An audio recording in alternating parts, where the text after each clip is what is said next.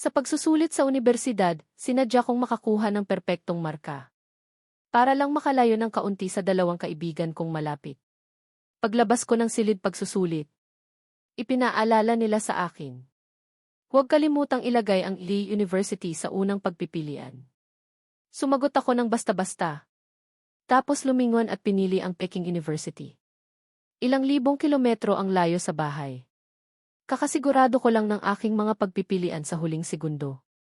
Biglang nag-vibrate ang telepono sa mesa. Kinuha ko ito at napansin na may mensahe sa group chat. Ang group chat na ito ay dapat na may 3 tao lamang. Pero sa pagkakataong ito, may 4 na tao sa grupo. Nakita ko na lang na nagpadala ng mensahe si Tong Kam Nien sa grupo. Nalaman ko na ang resulta, sigurado akong makakapasok ako sa D University. Sobrang saya. Sa hinaharap, maaari pa rin akong mag-aral kasama si Nan Huo Qi. Nahadin at Min Vu, sana igabayan ninyo ako. Kahit na iyon ang sinabi. Pero kasunod nito ang mga pangalan ng mga taong nabanggit. Si Tham Huo Qi at ako lang, Sinhadin. Agad sumagot si Tham Huo Qi, kapag kailangan mo. Ako ang unang lilitaw sa tabi mo. Sumagot ako, Nhadin, ako rin. Balita ko, malalaman ng buong paaralan na ikaw ay isang dalaga sa unang araw ng pagpapasok. Naprotektado namin. Pagkatapos, masigasig silang nagtalakayan sa grupo. Gusto nilang magdaos ng pagdiriwang para kay Tong Kam Nien. Hindi ako nagsalita sa buong bahagi. At walang nagbigay pansin sa akin. Kahit na ako ay isang mahalagang miyembro ng grupong ito. Pero parang wala ako sa usapan. At ang screen ng telepono ay maliwanag na maliwanag sa grupo. Ang pangalan ng grupo ay para bang kinukutya ako. Ako at sila ay magkababata, lumaki kaming magkasama. Nang 3 taong gulang ako, nagkita kaming 3. Mahigpit nila akong niyakap at ayaw akong bitawan. Ayaw nilang lumayo ako kahit 1 segundo. Sa aking ika-negatibo 17 kaarawan. Sabay silang umamin sa akin. Hindi ako makapili at ayaw ko pang mag-asawa ng maaga. Balak ko sanang tumanggi ng mahigpit. Agad nilang hinawakan ang kamay ko. Pinigilan akong sabihin ang pagtanggi. At nagpakumbaba na bigyan ako ng oras para mag-isip. Maghihintay hanggang sa unang araw ng pagpapasok para magbigay ng sagot. Ayaw kong makasakit ng sinuman. Kaya pumayag na lang ako. Inisip ko na sa panahong ito. Mahahanap ko ang puso ko. Pero pagkatapos ay lumitaw si Tong Kam Nien. Si Tong Kam Nien ay isang mahirap na estudyante na pinunduhan ng 6 na pamilya. Dahil sa mahusay niyang academic performance. Inilipat siya sa paaralan kung saan ako nag-aaral. Ginamit niya ang dahilan na magpasalamat sa akin. Unti-unti siyang lumapit sa akin. Noong una, madalas ko siyang inaalagaan dahil naantig ako. Sabi niya ay kulang siya sa pera para kumain. Madalas kong ginagamit ang aking meal card para ilibre siya. Sabi niya ay hindi siya makasabay sa takbo ng aralin. Isinakripisyo ko ang aking oras para turuan siyang mag-aral. Sabi niya ay wala siyang kaibigan. Ipinakilala ko siya kay Tham Huo Qi at Nhadin, pero hindi ko inaasahan. Nasa loob lamang ng maikling 3 buwan. Ginamit ni Tong Kam Nien ang kanyang pag-iisip para unti-unting palitan ako. Nang makita ko sa screen na lahat ng 4 na tao ay nakapasok sa D University. Tumawa ako ng malamig at ibinaba ang telepono. Pagkatapos, nagsimula akong linisin ang lahat ng alaala. Kaugnay ni na Tham Huo Qi at Nhadin. Tinipon ko ang lahat ng gamit na may kaugnayan sa kanila. Inilagay sa isang kahon. Hindi ko alam kung kailan napuno ang isang buong kahon. Nang dinala ko ang kahon sa ibaba para itapon sa basurahan. Sakto namang nakasalubong ko sina Tham Huo Qi at Tun Nhadin. Na bumabalik mula sa isang party. Isang sulyap lang nila at nakita na nila ang 2 belo. Mula sa basurahan noong bata pa ako, naglaro ako ng kunwari ang mag-asawa kasama nila. Pareho nilang gustong maging asawa ko. At muntik na silang mag-away. Sa huli, kinailangan kong bilhan silang 2 ng belo. Hindi na sila tense tulad ng dati. Pero sinabi pa rin nila na kapag kinasal ako, ang belo ng isa ay kailangang itapon. Noon, kumurap lang ako. Paano ninyo nalaman na paglaki ko? Siguradong magpapakasal ako sa isa sa inyo. Agad silang nagalit. Sabi nila kailangan kong pumili sa kanilang dalawa. Ngayon, nakita nilang itinapon ko hindi lang iyon. Lahat ng bagay na may kaugnayan sa kanila ay itinapon ko. Agad na lumapit ang dalawa. Si Tonha din, na may masiglang personalidad, ay mahigpit na hinawakan ang aking kamay. Hindi makapaniwalang sinabi. Bakit mo itinapon ang mga bagay na ibinigay namin sa iyo? Galit ka pa rin ba? Dahil sa kahilingan namin kanina. Para sa password ng gate ng bahay mo? Totoo na sinabi namin kay Kamnien. Pero hindi ba't magkaibigan tayo? Sa tingin namin, okay lang na sabihin sa kanya. Kahit kunin niya ang mga gamit mo. Naglipat na kami ng pera. Hindi mo ba natanggap ang pera? Si Tham Ho Kifi na may malamig at tahimik na personalidad. Sa pagkakataong ito, ang kanyang boses ay medyo nanginginig din. Min Vu. Maliit na bagay lang ito, kung galit ka, okay lang. Bakit kailangan mong itapon ang mga gamit tulad nito? Kailangan bang maging ganito kagrabe? Itinapon ko ang mga gamit nila at nasobrahan ako. Nabigla sila. Paano kung sabihin ko sa kanila? Napalihim kong binago ang aking mga pagpipilian sa pagsusulit sa unibersidad. Para lang makalayo sa kanila magpakailanman? Hindi ba sila mababaliw? Hindi ba ako galit? Mga bagay lang ito na may amag. Kaya kailangan itong itapon. Kalmado kong sinabi. Tinitingnan ang kanilang mga mata, tahimik tulad ng isang lawa. Hindi ka ba talaga galit? Sabay na tanong ng dalawa. Umiling ako, hindi. Kung tutuusin sa hinaharap, hindi na magkakaroon ng kaugnayan sa akin ang dalawang taong ito. Ano pa ang ikagagalit ko? Nang marinig ito, agad na nakahinga ng maluwag si Tonha din. Pinaluwag din ni Tham Hook Isi ang kanyang mga kilay. Kung may amag, okay lang na itapon. Bibilhan ka namin ng mga bagong gamit sa hinaharap. Hindi ako nagsalita. Umuwal lang ako at malamig na tumalikod at umalis. Sa araw na natanggap ko ang aking notice of admission sa Peking University. Kakatago ko lang ng aking notice of admission. Sabay na kumatok sa pinto ng aking silid sina Tham Hook Yifi at Tonha din. Min Vu, dumating na ang notice of admission namin. Kumusta ang sa iyo? Sabay tayong kumuha. Kalmado kong sinabi. Hindi na kailangan na ipadala na ang sa akin. Pagkasabi nito, balak ko nang isara ang pinto. Dali-daling pinigilan ni Tham Hook Yifi ang pinto. Teka, nagpareserba ako ng isang lugar para magdiwang. Hindi na kailangan. Hindi ba't magkakaroon ng reunion ilang araw? Sa pagkakataong iyon, magtipon tayo para kumain.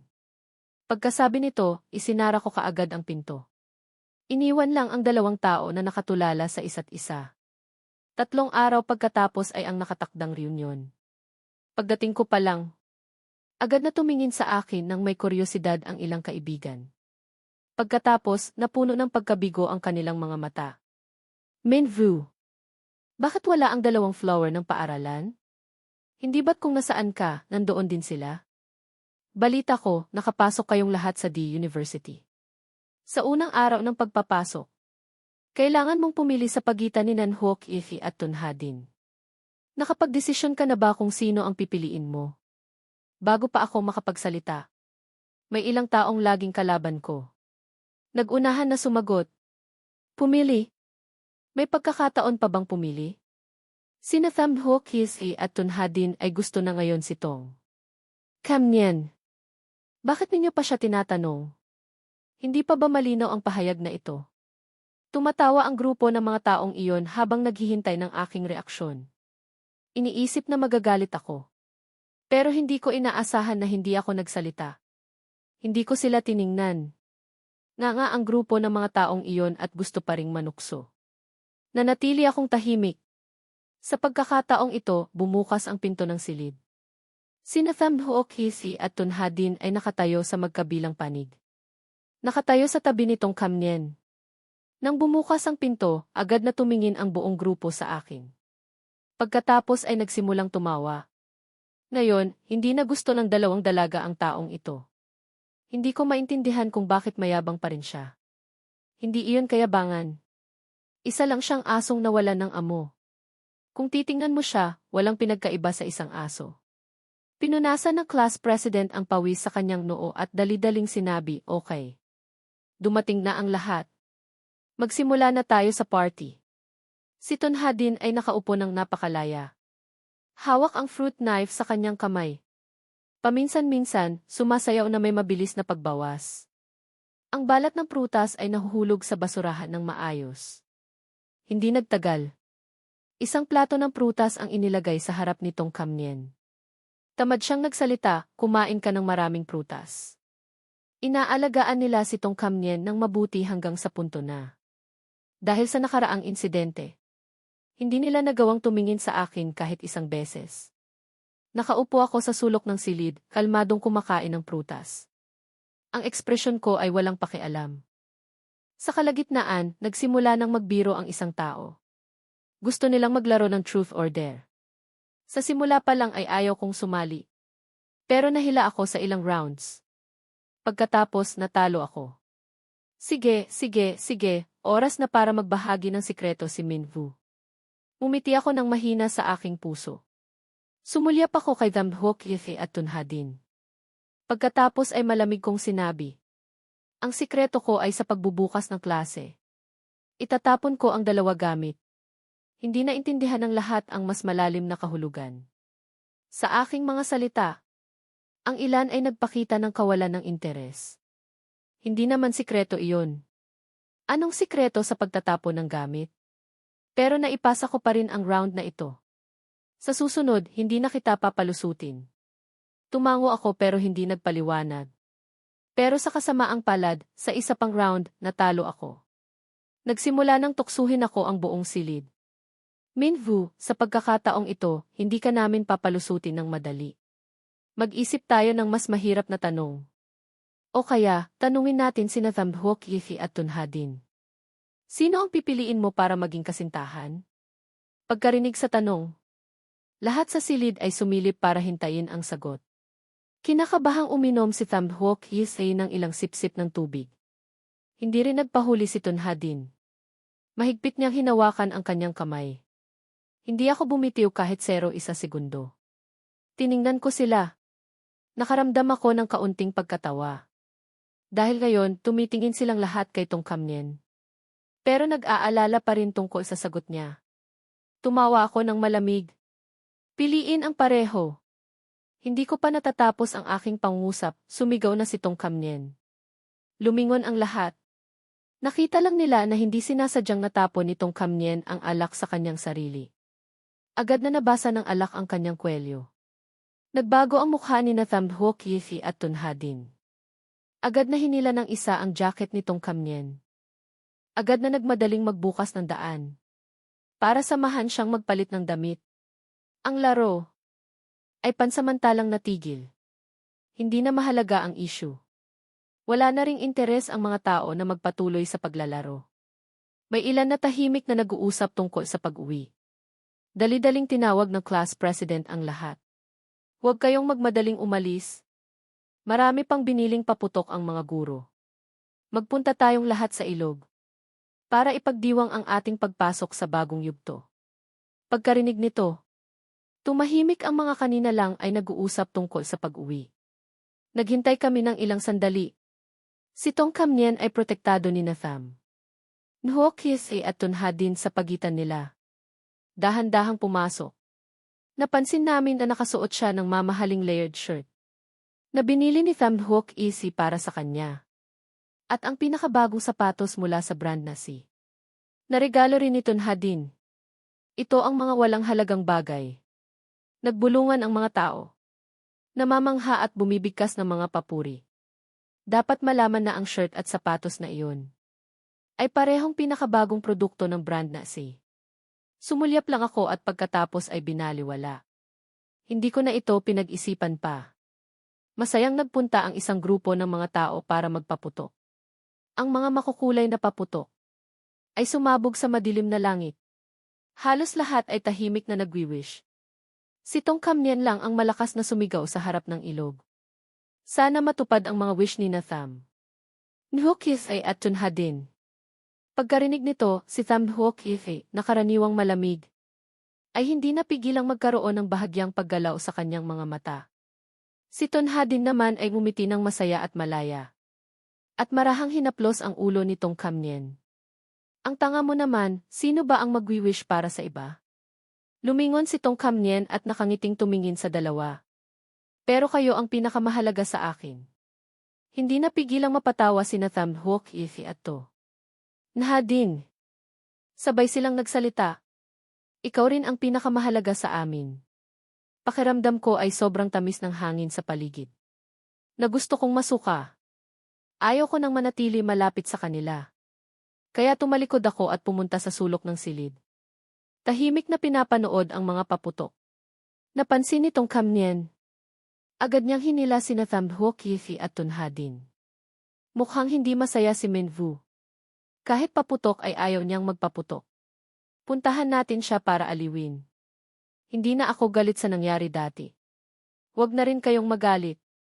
Pagkarinig nito, naging malalim ang tingin ni Tham Huoc Ifi. Parang nakaugat ang kanyang mga paa sa lupa at hindi gumagalaw. Lumingon din si Tonha din pero hindi ako tiningnan. Hindi rin siya gumagalaw. Anyway, kung ayaw ninyong sumama, ako na lang ang aaliw sa kanya. Para bigyan siya ng sorpresa. Pagkasabi nito, nakangiti siyang kumuha ng isang bundle ng paputok. Nang malapit na siya sa likuran ko, palihim niyang sinindihan ang mga ito. At itinapon direkta sa ulo ko. Isang malakas na kiboom, sumabog ang mga paputok. Lumingon ang lahat. Nakita lang nila akong nasusunog. Nang makita ni Tham Huoc Ifi at Tonha din ang eksenang ito. Kumirot ang kanilang puso. Tumakbo silang dalawa ng padalos-dalos. Nang magising ako at dumilat, isang puting espasyo ang nakita ko. Amoy ko ang malakas na amoy ng disinfectant. Sa bawat galaw ko, matinding pananakit ang nararamdaman ko sa buong katawan. Dali-daling pinigilan ako ng nurse na papalitan ang benda. Huwag kang gumalaw. Malala ang paso mo. Buti na lang hindi nasugatan ang mukha mo. At napalitan ka agad ng balat. Hindi ka magkakaroon ng peklat sa katawan mo. Naalala ko ang eksena bago ako mawala ng malay. Nakaramdam ako ng matinding lamig. Gusto kong magsalita. Pero ang sakit ay kumalat at nawalan ako ng lakas. Sa pagkakataong ito, nagsalita muli ang nurse. Tama. 2 napakagandang babae ang nagdala sa iyo sa ospital noon. Nang dalhin ka nila dito, wala kang malay.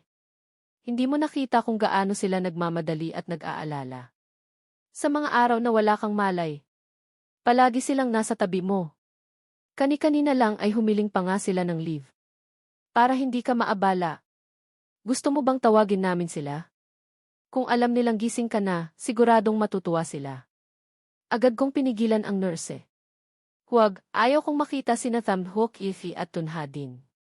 Tumango ang nurse at itinulak ang trolley palabas. Pero hindi nagtagal pagkatapos nilang matanggap ang balita. Nagmamadaling dumating sina Tham Huoc Ifi at Tonha din. Karaniwan, malinis sila. Pero ngayon, pula ang kanilang mga mata dahil sa kakulangan ng tulog. Ilang araw na rin nilang hindi napapalitan ang kanilang shirt. Puno ng pagmamalasakit ang kanilang mga mata nang makita ako. At may bahagyang panginginig sa kanilang mga mata. Minvu, okay ka lang ba? Pasensya na, hindi ka namin naprotektahan. Bago pa ako makapagsalita, nagsalita muli si Tham Huoc Ifi. Inabot niya sa akin ang isang sulat kamay na liham. Minvu, alam kong nasasaktan ka. Totoong nagkamali si Tong Kamnien sa pagkakataong ito. Pero hindi niya sinasadya. Sa mga araw na wala kang malay, labis din siyang nagsisisi. Marami na siyang naisip na paraan para humingi ng tawad sa iyo. Huwag ka nang magalit sa kanya. Pagkarinig sa mga salitang ito, pakiramdam ko ay lumamig ang aking palad. Ako ang nasaktan. Pero nagsisisi siya. Kailangan ko rin bang managot? Minvu, hindi iyon ang ibig kong sabihin. Gusto lang nitong Kamnien na humingi ng tawad sa iyo. Gusto kong humingi ng tawad? CJ, papuntahin ninyo siya dito para maranasan ang sakit na nararamdaman ko. Pagkasabi nito, ipinikit ko ang aking mga mata. Ayaw ko nang makita ang kanilang mga mukha. Kumunot ang noo ni Tonha din at sinubukang magsalita ng mahina. Minvu, huwag kang maging masyadong matigas. Labis na talagang pinagsisisihan ni Kamnien. Pinagsisisihan ko. Natawa ako pero tumulo ang aking mga luha. Sobrang nagsisisi siya. Kung naaawa kayo sa kanya, puntahan ninyo siya. Bakit pa kayo nananatili sa silid ko? Nagkatinginan sina Thamho Kithi at Tunhadin. Bumuntong hininga sila ng walang magawa. Alam nilang anumang sabihin nila ngayon ay hindi ko mapapakinggan. Si Tunhadin na lang ang nagsalita. Minvu, nakahanap na ako ng pinakamahusay na doktor sa lungsod. Para gamutin ka.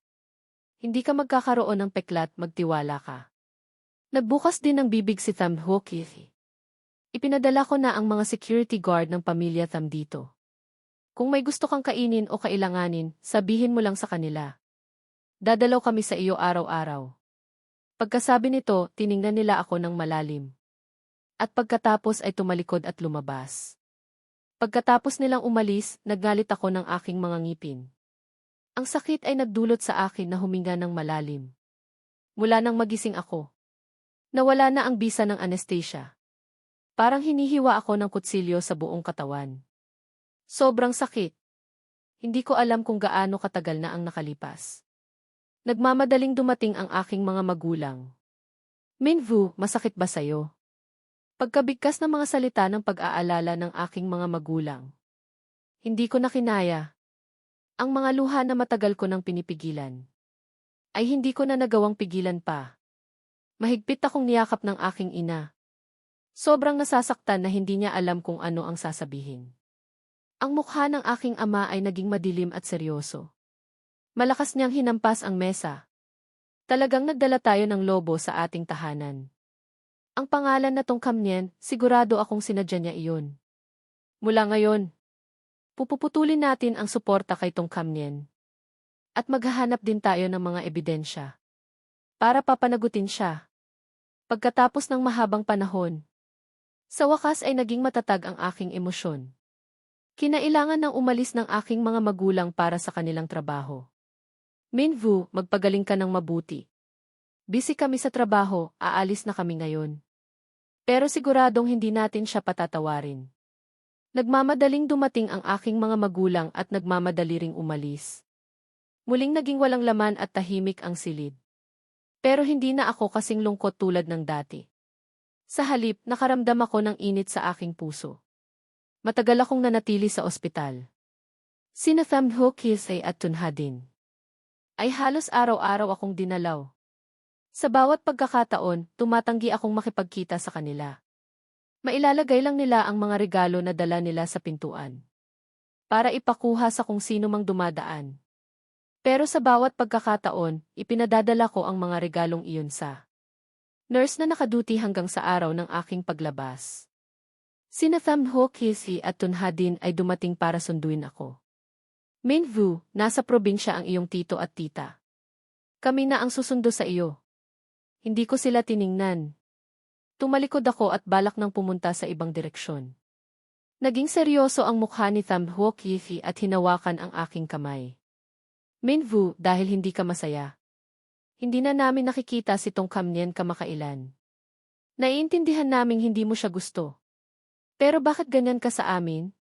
Pagkarinig sa mga salitang ito, hindi ko napigilang matawa. Hindi ba't sinasadya kong lumayo? Hindi ba't unti-unti nila akong itinutulak palabas? Sinasadya bang paghiwalayin ako sa kanila? Tumawa lang ako ng ilang sandali at hindi sumagot. Si Tunhadin ang nagmaneho ng kotse para harangan ang daan. Minvu, kung ayaw mong sumakay. Dito lang kami babara. Garantisado ko na. Walang makadaan sa daan na ito. Para patunayan ang kanyang sinabi. Hindi nagtagal, may isang sasakyan na bumusina ng ilang beses mula sa malayo. Pagkatapos ay ang pangalawa. Pangatlo, nang dumami ng dumami. Ayaw kong magdulot ng traffic. Kaya kinailangan kong sumakay. Pagkasakay ko, agad silang nagsimulang magpakita ng sobrang pag-aalaga. Minvu, tingnan mo. Ito ang paborito mong cake. Hindi ba't palagi mo itong gustong kainin? Matagal akong pumila para dito. Si Tunhadin, na parang tuta, ay naghihintay ng papuri habang itinatago ang strawberry cake. Nagniningning ang kanyang mga mata. Hindi na kailangan. Hindi ko na gusto iyon. Masyadong matamis. Malamig kong tinanggihan. Muling itinulak ni Tonhadin ang isang kahon. Nang mamahaling ointment sa akin. Okay lang iyan. Ito ang ointment na binili ko mula sa mga kilalang propesor. Sa ibang bansa, kung ipapahid mo ito, mabilis na gagaling ang iyong sugat. Muling itinulak ko pabalik ang ointment. Hindi na kailangan. Nagreseta na ang ospital ng gamot. Hindi ko kailangan ang mga ito. Kahit anong pagsusumikap nilang gawin, tumatanggi pa rin ako. Bigla. Pakiramdam ko ay may nakaharang sa pagitan ng mga upuan. Hinukay ko ito at nakita ko ang isang piraso ng papel. Sa papel ay may magandang sulat. Assistant driver ng prinsip na si Kamnien. Hindi ko napigilang matawa. Agad na inagaw ni Tonhadin ang piraso ng papel at pinunit ito. Minvu, huwag kang magkamali. Ito ay noong natalo ako sa isang laro dati. Nagmadali siyang kumilos pero natatakot na magkamali ako. Umiti lang ako ng mahina. Hindi ko ito inintindi. Wala itong kaugnayan sa akin. Wala akong pakialam. Ipinikit ko ang aking mga mata at hindi pinansin ang kanilang reaksyon. Agad na nagbago ang mukha ni Tonhadin. Bakit wala kang pakialam? Nakakalimutan mo na ba ang ipinangako mo sa amin? Sa unang araw ng pagpasok, kailangan mong magbigay ng desisyon. Ang malamig na tingin ni Tonhadin ay bahagyang kumikislap. Hindi niya napigilang magtanong. Nakapili ka na ba? Tiningnan ko sila. Mas akma kung itatanong ninyo ito kay Tong Kamnien. Bakit kailangan naming tanungin si Tong Kamnien? Wala kaming ganoong intensyon. Minvu, may hindi ka ba naiintindihan? Agad na nagbago ang mukha ng dalawa. Nagmamadali silang nagpaliwanag. Ayaw ko nang makinig. Ipinikit ko ang aking mga mata at isinandal ang aking ulo sa bintana. Na parang hindi ako nakikinig sa anumang sinasabi nila. Sina Thamdhokis at Tonhadin ay hindi na rin nangahas pang magsalita. Natatakot silang abalahin ako. Ang tanging ginawa nila ay magkatinginan. Pakiramdam na para bang marami na akong nagbago. Hindi na ako interesado sa kanila tulad ng dati. Hindi ba't ito naman ang gusto nila? Gusto nilang magpaliwanag pero hindi nila alam kung saan magsisimula. Kaya ang nagawa lang nila ay aliwin ang kanilang mga sarili. Magiging maayos din ang lahat pagdating ng araw ng pagbubukas. Pagka-uwi ko, nakatanggap ako ng tawag mula sa teacher. Minvu, maganda ang naging resulta mo sa pagkakataong ito. Ikaw ang valedictorian ng lungsod. Gusto kang imbitahan ng school na bumalik para magbigay ng inspirational talk. Sa mga estudyante, nag-alinlangan ako ng kaunti. Kung ako ang magsasalita, siguradong hindi maitatago.